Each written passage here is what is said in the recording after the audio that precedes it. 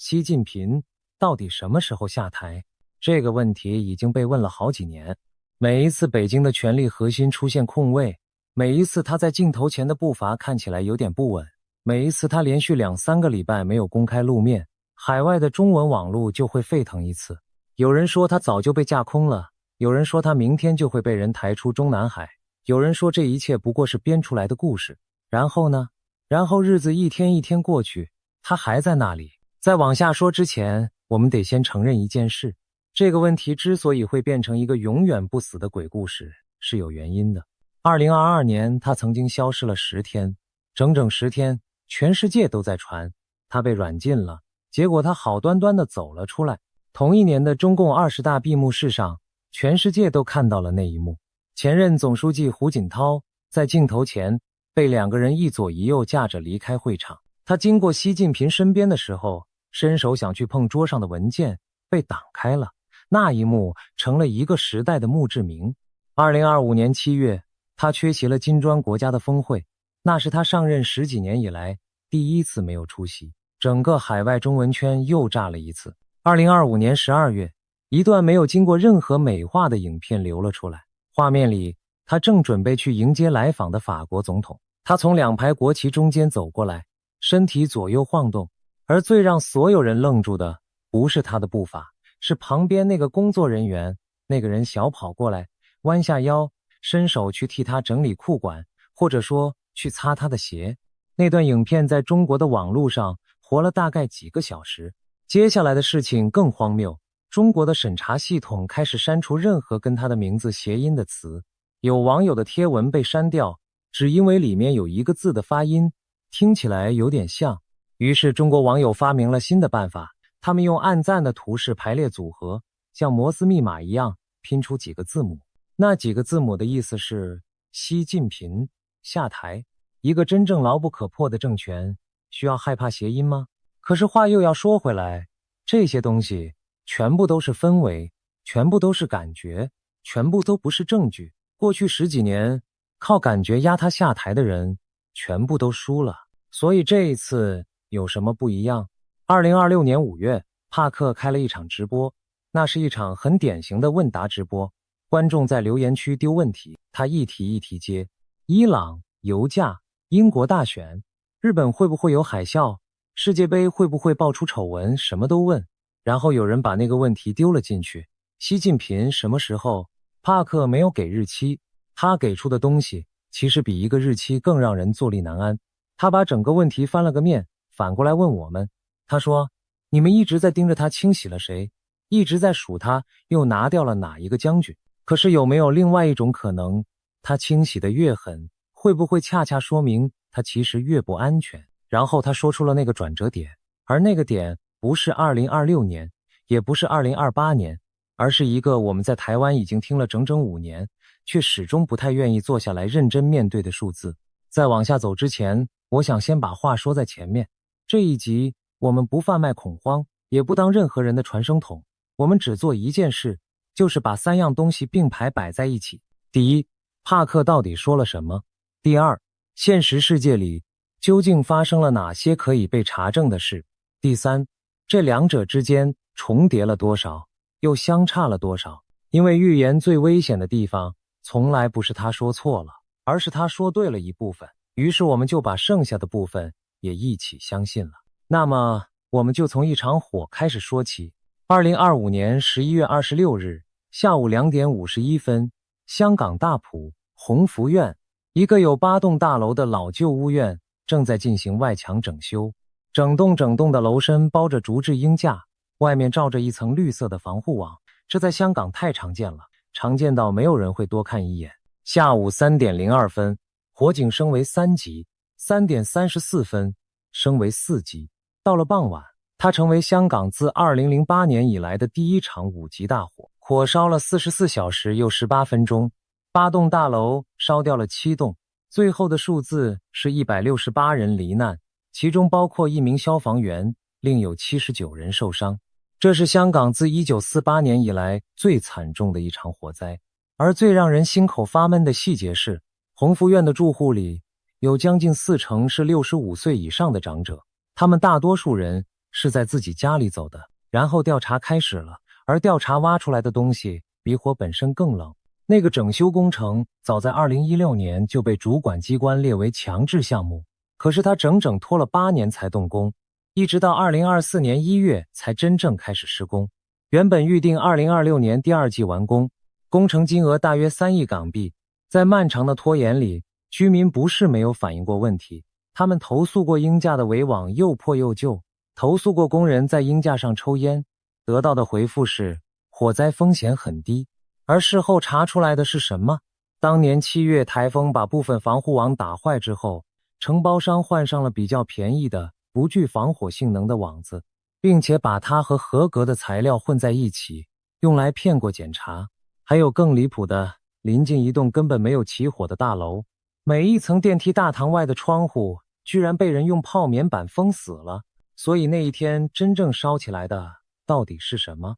是一棟從外面看起来堅固體面，剛剛做完拉皮，馬上就要驗收的大樓。可是它的外皮是假的，它的監督是假的，它的檢查是假的。而住在裡面的人早在很多年前就把問題喊出來了，只是沒有人听。火柴只是最後那一根，真正把168條人命帶走的是那8年的視而不見。現在我要說帕克的部分了。在那場火之前，帕克就講過，他看到香港會出現火災之後，他做了一件很多預言家不會做的事，他公開承認他的時間點抓錯了。他的原話大意是，我的時間是錯的，但是那個畫面是清楚的。然後他做了一個更大膽的動作，他把這場火直接連到習近平身上。他說這是一個象徵。他甚至更早就講過，中共的終結之時很可能會由一棟香港的建築物引爆，而那會成為更廣泛的變局的催化劑。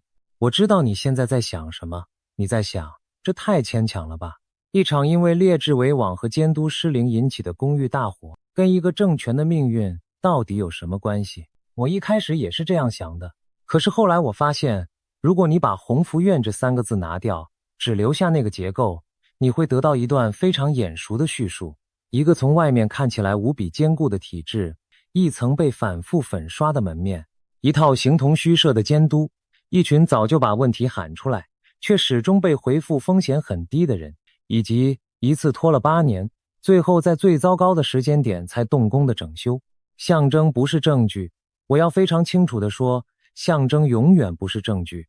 但是象徵之所以有力量，是因为它偶爾会不小心說出我們平常不敢說出口的那個結構。不過在繼續之前，我必須先做一件很多頻道不會做的事，我要把帕克的成績單正反兩面都翻給你看。因為如果我只挑他準的講，那我就不是在探討，我是在造神。他準過的東西確實嚇人。英國脫歐，他講中了。2016年的美國大選，他講中了。而最有名的那一次，是他在疫情之前好幾年就寫下了世界即將出現一場橫掃全球的病毒。這些不是後來被人硬拗出來的，是他當年就白紙黑字公開過的。可是另一面呢，批評他的人整理過他2025年的預測清單，結論是大部分沒有兌現，而且他們指出，他2026年的某些預測其實是把前一年沒有成真的內容換個包裝再說一次。鴻福苑那場火，他自己也承認時間點是錯的，所以我們該怎麼讀它？我的答案是把它當成一個地震儀，而不是一本行事曆。地震儀不會告訴你地震幾點幾分發生，地震儀只會告訴你地底下的應力正在往哪個方向累積。你不能拿地震儀去對表，可是當它連續好幾年一直指着同一個方向抖的時候，你也不該把它關掉。好，象徵先放一邊，我們現在來看真的東西，看那些不需要通靈，不需要塔羅，不需要任何超自然能力，只要打開官方公告就能看到的東西。我們來看中央軍委會裡面那幾把空掉的椅子。2022年，中共20大定下的中央軍委會是7個人，這7個人是中國這支超過200萬人的軍隊的最高決策核心。我們來數一數，他們現在還剩下幾個？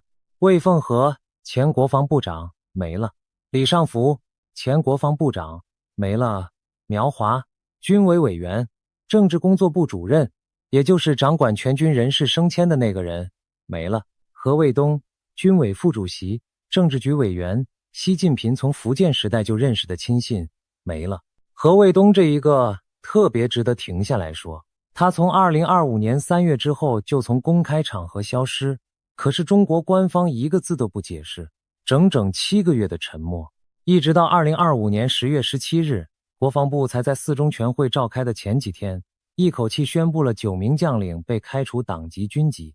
這是文化大革命結束以來第一個在任的軍委副主席被拿掉，這也是中共政治局現任委員裡第一個被這樣處理的人。如果故事停在這裡，你還可以說這是習近平在肅清，這是他權力穩固的證明，他在清理門戶。可是故事沒有停。2026年1月24日，國防部又發了一則公告，這一次的名字是張又俠，還有劉振立。張又俠是誰？他是軍委會的第一副主席，是習近平之外這支軍隊裡穿軍裝的最高階軍人。他生於1950年，比習近平還大3歲。他打過1979年的中越戰爭，打過1984年的老山戰役。在整個解放軍高層裡，他是極少數真正上過戰場的人。他的父親張宗遜是第一野戰軍的司令員，而習近平的父親習仲勳當年就是那支部隊的政委。這兩家人的關係可以一路追回到共軍還沒進城的年代。劉振立呢，他是軍委聯合參謀部參謀長，也就是整個解放軍作戰指揮體系的樞紐。這兩個人一起被宣布涉嫌嚴重違紀違法，而這一次的公告連腐敗2個字都沒有好好說。解放軍報後來刊出的評論用的詞是嚴重踐踏破壞軍委主席負責制。你聽懂那個差別了嗎？前面那幾波罪名是貪，這一波罪名是不服。於是我們回到那個問題，2022年那7張椅子現在還坐着幾個人？答案是2個，習近平還有張生民。而張生民是誰？他是軍委紀委書記，是負責抓貪腐的那個人。也就是說，這場橫掃解放軍高層的大清洗掃到最後，全軍最高決策機構裡只剩下發動清洗的人和執行清洗的人。參謀長的位子空了，這是文化大革命以來第一次空。這還只是最上面那一層。往下看，美國智庫的統計顯示，從2022年到現在，被正式清洗的將官至少有36人，而學者的統計更狠，解放軍高階領導職位總共176個，被清洗或疑似被清洗的人涵蓋了其中大約 52%。中央委員會裡的軍方委員與候補委員原本有67人，如今身家清白，完全沒有被牽連的只剩下17個， 52%。一支軍隊的高層一半以上換過血，而且這件事還沒有結束。4中全會之後的記者會上，中共的官員講了一句話，他說反腐敗是一場沒有終點的持久戰。沒有終點這4個字是說給誰聽的？同時還有一批將領已經很久沒有出現在公開場合，但是官方到現在都還沒有給出任何說法。熟悉這套流程的人都知道，高層將領的調查往往要花上好幾個月，有時候要花1年。而如果那個人是中央委員或者候補委員，就必須等到全會才能處理。所以還有名字在路上。我們把時間往回拉一點，看一个更根本的問題，被清掉的這些人是誰的人？苗華、何衛東，還有他們身邊那一整串將領，很多都出身於福建，出身於原本的31集團軍，而習近平在福建待了17年，這批人本來就是他最信得過的自己人，是他一手提拔，是他親自破格拔擢，是他把整個軍隊的人事大權交出去的那批人。所以有一個研究機構問了一個很簡單卻很致命的問題，如果連當年在福建跟他一起爬上來的人他都已經不能信了，那麼在這支超過200萬人的軍隊裡面，他還能信誰？現在我們回到帕克在那場直播裡問的那句話，他說他一直在問自己這個問題，習近平到底是在清除威脅，還是他本人正在示弱，正在失控？這句話為什麼重要？因為這是同一組事實的2種完全相反的讀法。第一種讀法是，這證明他強，你看，他連張又俠都動得了，連跟他父親一起扛過槍的老戰友的兒子都動得了，這世界上還有誰能擋他？第二種讀法是，這證明他慌。一個真正坐得穩的人，不需要在4年之內把自己親手提拔的接班梯隊一層一層全部推倒重來。一個真正睡得着的人，不會把軍隊的最高機構清到只剩下自己和一個抓貪腐的政委。哪一種是对的？老實說，我不知道。而任何一個告訴你他知道的人，你都應該多留一分警覺。但是有一件事是可以確定的，你可以清洗掉一個人的職位，你沒有辦法清洗掉他曾經帶出來的那幾萬個部屬心裡在想什麼。接下來我要講的東西，我必須先用一整段的篇幅做一個免責聲明。在張幼霞被宣布調查之後，網絡上開始流傳一封信，傳言說那是張幼霞早就寫好，交代如果自己出事就公開的一封信。我要非常明確地說，這封信無法查證它的真偽、它的來源、它的作者，統統無法查證。它可能是真的，它也完全可能是一份精心制作的情報操作，可能來自海外，也可能來自北京自己。我把它放進来，不是因為我相信它，而是因為它現在已經是這個故事的一部分。我們必須把它擺上台面，然後告訴你為什麼要小心。那封信裡寫了什麼？他說，如果我出事，這封信要被公開。他說，我如果被抓，別人也一定會被抓。他說，這不是因為我們違紀違法，而是因為我和習近平同志對軍委主席負責制的理解根本不同。然後他列出了3個分歧：第一，武力統一台灣；第二，與俄羅斯的戰略合作；第三，高級將領的火箭式提拔。心裡說，這些分歧本來應該是黨內和軍內的正常爭論，應該用科學方法和民主集中制去解決。可是有人選擇了非常手段。他引用了1989年，他說，那一年違紀違法的是鄧小平，不是趙紫陽。他警告，如果他的作者被捕，中國可能會走向一種北韓式的體制，也就是一味追求武力統一台灣，並且經常性的動用軍隊來實施戒嚴。他說，即使是毛澤東也沒有把軍隊控制到這種程度。這封信，我再說一次，無法查證。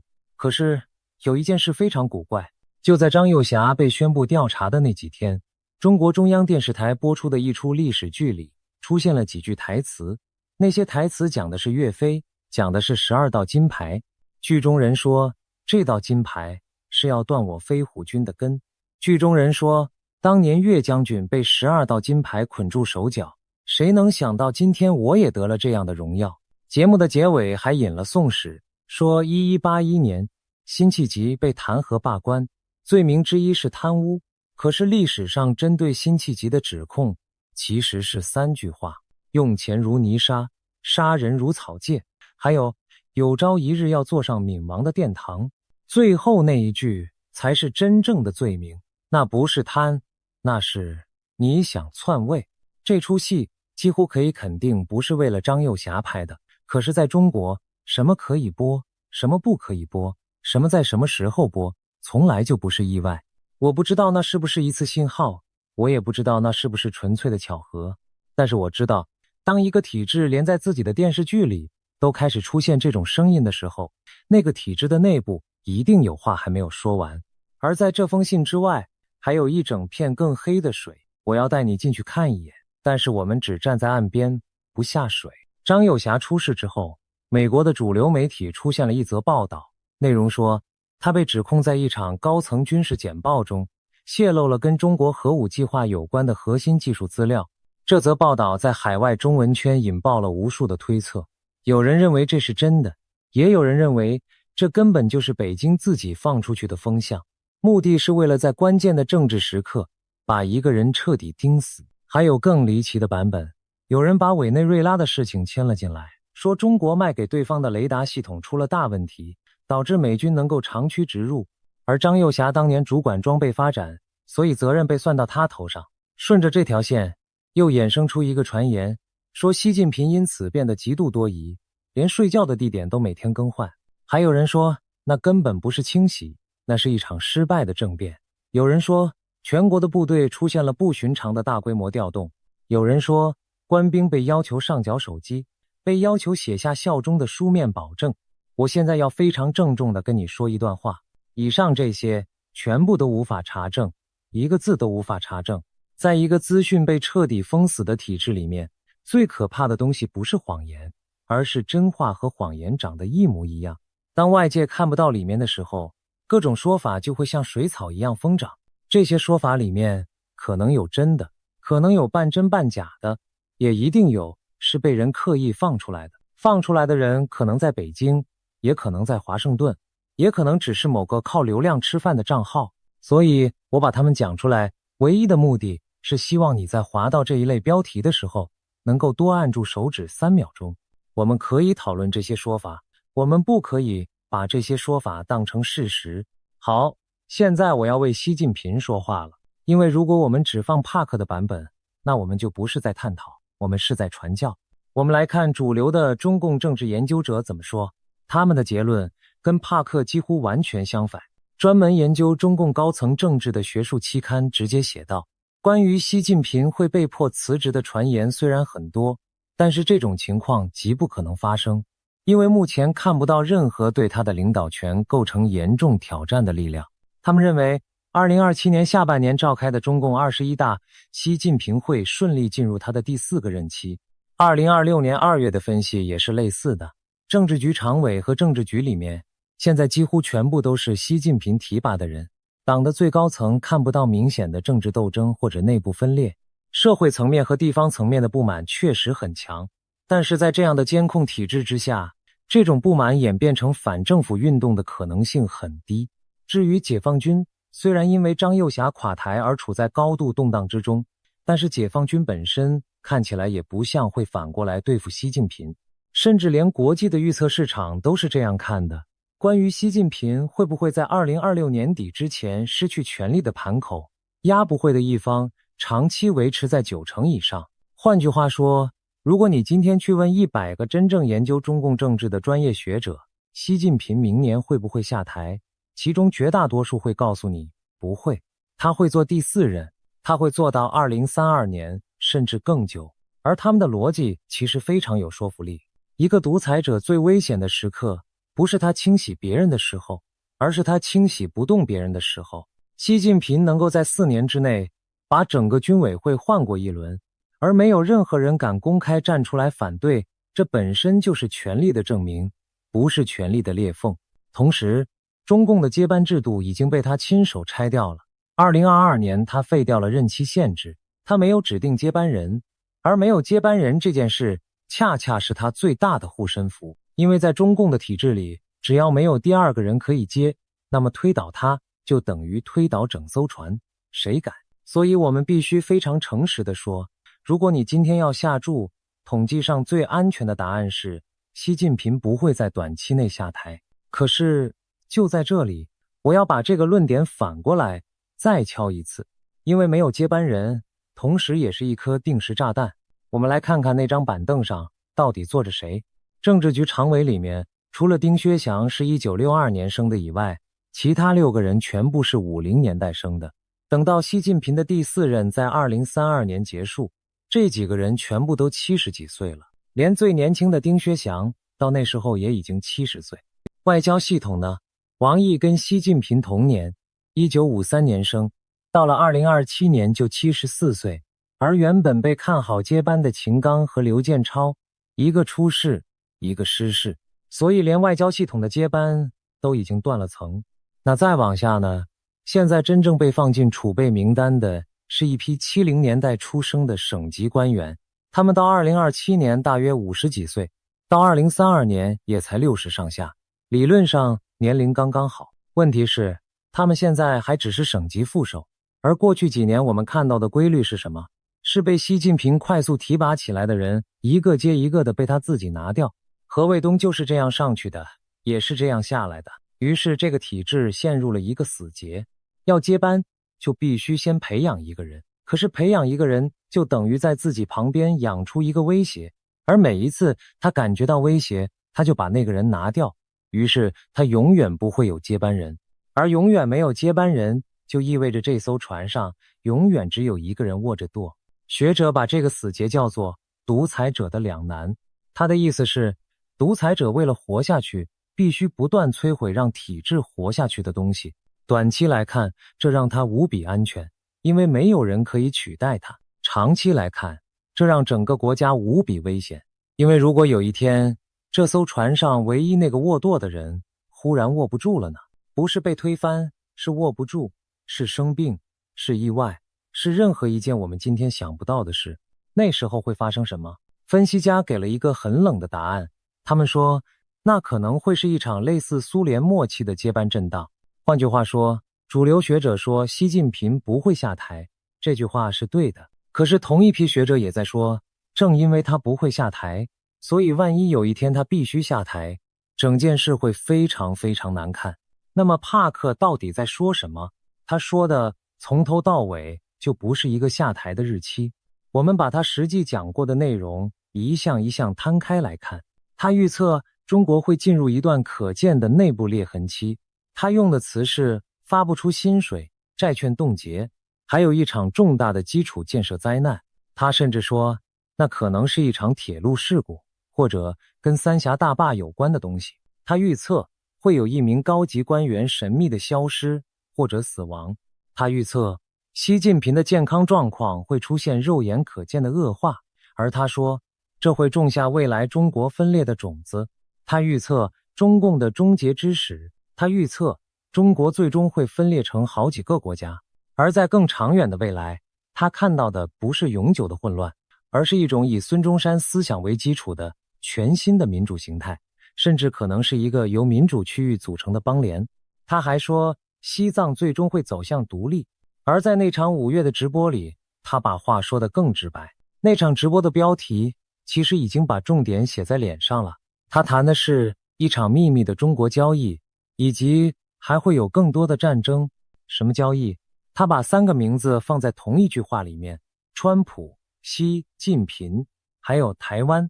然後他說，中國可能會對台灣動手。然後他又說，這個世界正在出現一連串秘密的邊界交易，而這些交易會帶來全球性的不穩定。我不知道你聽到這裡是什麼感覺，我的感覺是背後有點涼。因為對台灣人來說，最壞的劇本從來就不是被打，最壞的劇本是被賣。是有一天，在一個我們完全不在場的房間裡，有2個人握了手，而握手的內容是關於我們的。帕克在更早的預言裡就講過，他看到俄烏戰爭會在一場出人意料的交易之後結束，而戰爭結束之後，緊張並不會消失，只會搬家。他說，緊張會轉移到別的地方，特別是遠東。遠東，他還講過，中國會持續供應俄羅斯武器和無人機，而中俄之間最後也會因為軍火和印度的問題而生變。他講過南海，他講過中國最終會裂成好幾個國家，把這些拼起來，你會得到一張很不舒服的地圖。一場結束的戰爭把壓力往東邊擠，一個被清空的軍委會把不確定往上堆，一個撐不住的財政把時間往前推，而在這一切的正中央站着一座島。現在我們來對賬。第一項，發不出薪水，財政崩壞。這一項我必須說，現實走得比帕克還快。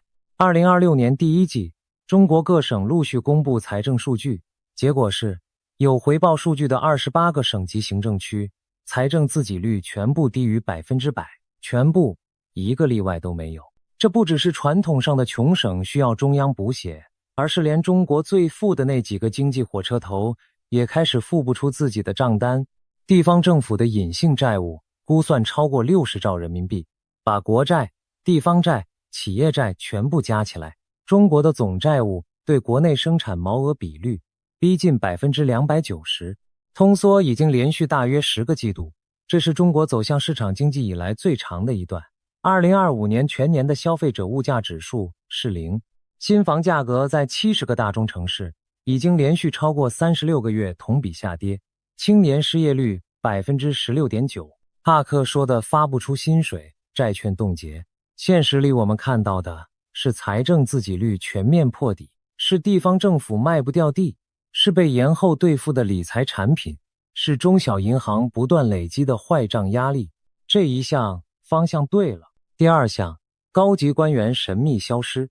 何衛東從2025年3月消失，一直到10月才被官方承認。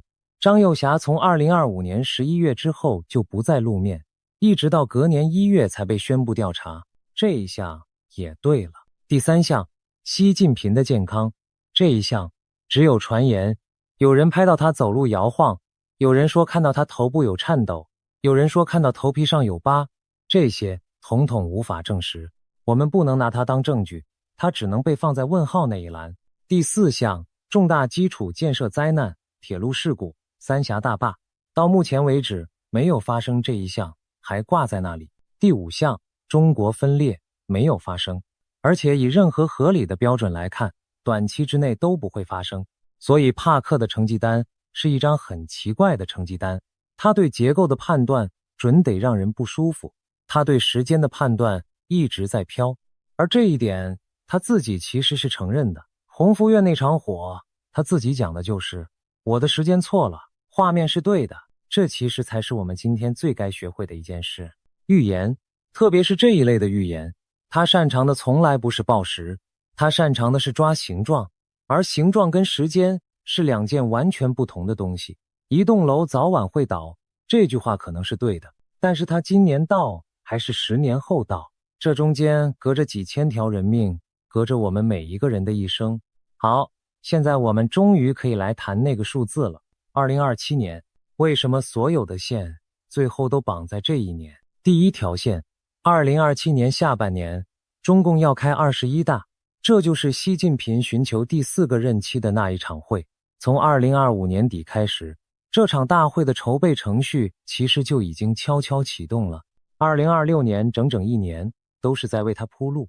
第二條線，2027年8月1日是解放軍建軍100周年，這不是隨便一個生日。中國自己的軍事現代化時間表，第一個里程碑就是2027年，官方的說法叫做建軍100年奮鬥目標。第二個里程碑是2035年，基本實現國防現代化。第3個是2049年，世界一流軍隊。第3條線也是最有名的那一條。2021年3月，美軍印太司令部的戴維森上將在國會作證，說中國可能在6年之內，也就是2027年之前，具備奪取台灣的能力。這句話後來被叫做戴維森窗口。這裡有一個關鍵的區別，而這個區別被全世界的媒體漏掉了幾千次。前中情局局長伯恩斯後來把話講得非常清楚，他說，美國的情報顯示，習近平確實指示解放軍要在2027年之前做好成功攻台的準備，但是他緊接着補了一句，這不代表他已經決定要在2027年或者任何一年動手。準備好跟要動手是2件事。而在2026年3月，美國國家情報總監辦公室發布的年度威脅評估把話說得更死。報告裡寫，情報體系評估，中國領導層目前並沒有在2027年執行攻台的計劃，也沒有一個達成統一的固定時間表。有智庫做過調查，83%的中國問題專家不認為中國會在2027年之前對台灣動武。而這裡有一個轉折，是我覺得台灣人最需要聽進去的。同一份美國的情報評估，在說中國不打算在2027年攻台的同時，還說了另外半句話。他說，北京仍然會在2026年持續為統一創造條件。創造條件這4個字才是真正的重點。有一種說法，我覺得比任何開戰預言都更貼近現實。他說，中國對台灣的策略不是奪取，而是擠壓。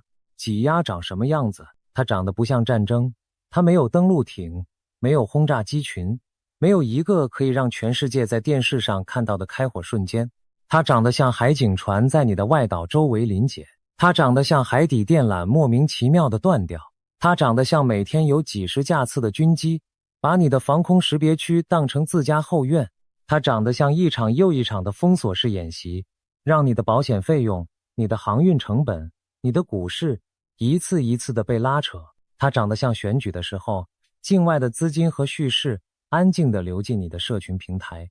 而它最厲害的地方在於，它每一次都停在戰爭的前1公分，因為他知道，只要不越過那一條線，美國就很難有借口介入。而台灣社會會在一次又一次的疲勞裡面，慢慢覺得，反正也沒怎麼樣，反正日子照過，不流血的統一才是最理想的統一。而這條路不需要等到2027年，這條路早就在走了。所以2027年到底是什麼？2027年不是一個開戰日，2027年是一個能力檢查點，是一場黨代表大會，是一個100周年的紀念日。它是3條完全不同的線，在同一年打了一個結。而帕克說的轉折點，恰恰就是這個結。他從印度的納迪葉裡讀到的內容是這樣的：2026年之前，中國對台灣動武的可能性不高，可是到了2027年前後，這個風險會顯著上升。注意他的用詞，不是一定會打，是風險顯著上升。而他給出的機制，才是這一集真正讓我背脊發涼的地方。他說，當一個權力結構本身不穩的時候，那些新上任的軍方人物往往會急着留下歷史印記。在這種情況下，制造一個外部敵人就成了轉移內部壓力最直接的辦法，而台灣就是這個邏輯之下最危險的那一個出口。他說，這不只是一場戰爭的問題，這是一個威權體制在經濟、政治、權力同時崩壞的時候，幾乎必然會出現的反應。我把這段話讀了很多遍，因為它跟那封無法查證的信，跟那些學術期刊上冷冰冰的分析，跟中共自己的官方文件講的居然是同一件事的不同側面。我們來把它們疊起來看。那封信說，張又俠跟習近平的分歧，第一條就是武力統一台灣。而海外的分析裡有一個說法流傳得非常廣，他們說張又俠一再向習近平呈報，武統的條件還不成熟。他認為2027年不現實，比較實際的時間點是2035年。而他把這個專業判斷講出來之後，最後變成了一項政治罪名。如果這個說法是真的，那麼我們必須面對一個非常恐怖的推論：被拿掉的那幾個人到底是誰？何衛東，東部戰區前司令員，而東部戰區就是負責台海的那個戰區；林向陽，東部戰區司令員；王仲才，東部戰區海軍司令員；孔軍，東部戰區陸軍司令員。這些人是解放軍體系裡真正把幾十年職業生涯花在研究怎麼登陸、怎麼封鎖、怎麼打台灣的那一批人。而張又俠和劉振立是全軍最後2個真正有實戰經驗、靠戰功和專業一路爬上來的高階指揮官。現在他們全部不在了，留下來的是誰？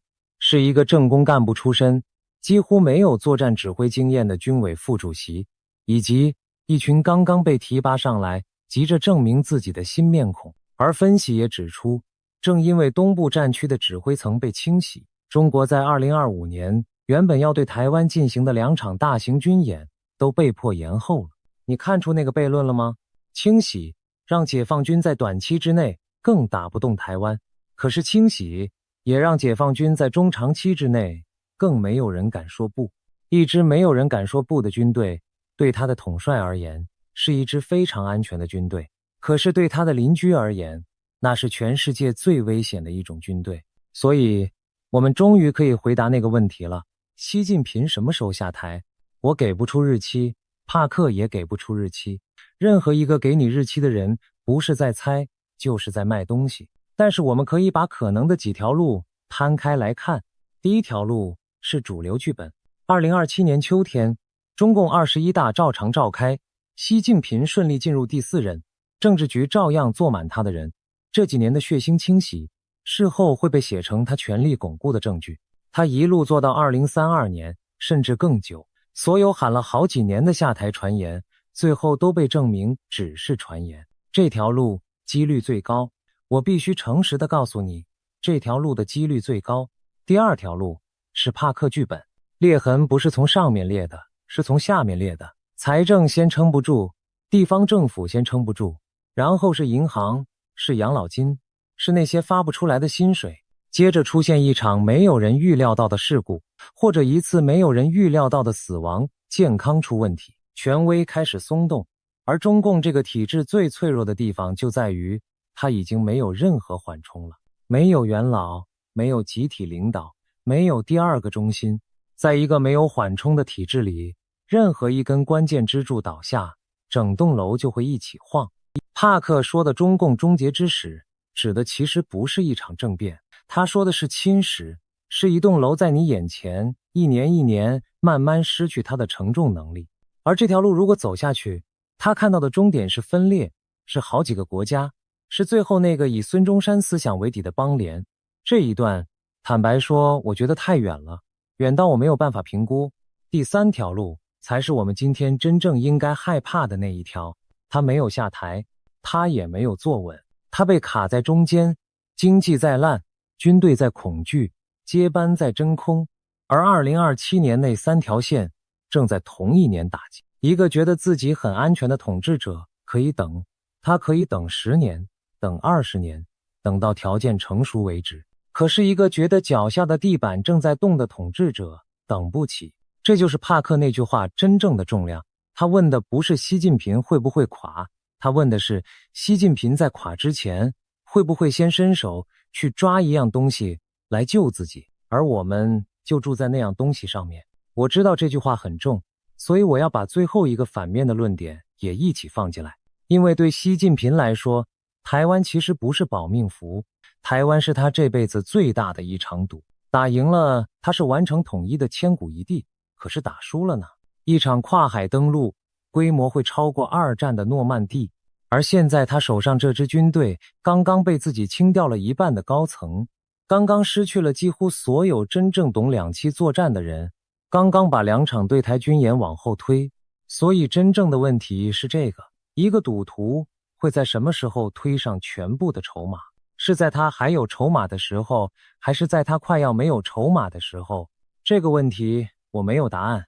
而我懷疑，此刻坐在北京那間辦公室裡的那個人，可能也沒有。講到這裡，可能有人已經開始焦慮了，所以我想很務實的講幾句話。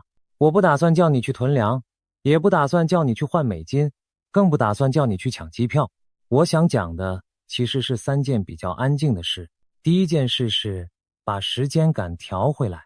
預言最容易對我們做的事情，就是把一個可能發生在好幾年後的東西硬塞進今天晚上，讓你睡不着。可是你注意到沒有，我們今天講的每一條線指的都是2027年前後，甚至更晚。而在那之前，我們還有很多個月，很多個季度，很多次可以觀察、可以判斷、可以準備的機會。恐慌是一種消耗品，它會在你最需要它的时候剛好用完。第二件事是學會看指標，而不是看標題。如果你真的想知道情勢有沒有在惡化，不要去追那些聳動的爆料，去看那些安靜的東西，去看軍委會有沒有補人，去看東部戰區的指揮層有沒有重新建立起來，去看解放軍的大型演習恢復到什麼頻率，去看地方政府的財政報表，去看有沒有出現真正大規模的欠薪事件。這些東西不刺激，也不好看，可是他們不會騙你。第三件事，也是我覺得最重要的一件事，我們剛剛花了整整1集在討論一個我們完全無法控制的人，他的健康，他的猜忌，他的軍隊，他的黨代表大會，這些東西我們一個都影響不了。可是有一件事是我們可以控制的。鴻福苑的悲劇最痛的地方在哪裡？不在那根火柴，在那句火災風險很低，在那8年裡，那些明明喊了卻沒有人聽的聲音。我們沒有辦法決定北京那棟樓什麼時候會晃，但是我們可以決定我們自己這一棟樓的鷹架是不是扎實的，我們的網子是不是合格的。當有人指出問題的時候，我們是不是又回了一句風險很低？一個社會真正的防禦力從來不是建立在對方會不會來，而是建立在當有人喊的時候有沒有人聽。在收尾之前，我想帶你退後一步，看一看帕克那張更大的圖。因為如果你只聽他講中国，你会以為他是一個政治評論員，他不是。在他的整套敘事裡，中國的崩解從來就不是一件孤立的事，他把它放在一個更大的循環裡面。他說2030年是一個關鍵的里程碑。他說現在的北約和聯合國在他眼中已經走到了盡頭，他們最大的問題不是實力，而是意志。他說這一類的組織永遠是介入的太晚，反應的太弱，然後在戰爭結束之後才開始談維和。他說他們沒有能力應付21世紀的威權體制，所以在他的預言裡，這些組織會在一場大衝突之後被某種全新的東西取代。而他說這不是一個樂觀的預言，這是一場要付出代價的重建。然後在所有的血和火的後面，他放了一個非常奇怪的東西。他說，這是一場覺醒。他說，混亂會成為新黃金時代的起點。他借用了印度的說法，說我們正在從一個叫做爭鬥時的黑暗時期，走向一個叫做圓滿時的光明時期。他甚至說，中國最後不會是廢墟。他看到的終點是一種以孫中山思想為基礎的新民主，是一個由不同區域組成的邦聯。你相不相信這一段，那是你的自由。我只是覺得這裡面有一個東西很值得我們記住。在他的版本裡，那個看起來最像末日的時刻其實是轉折，而轉折之所以叫做轉折，是因為它同時朝向兩個方向。一個政權的最壞時刻可能正好就是一個社會的最好時刻。問題只在於在那個轉折發生的當下，我們人刚好站在哪一邊。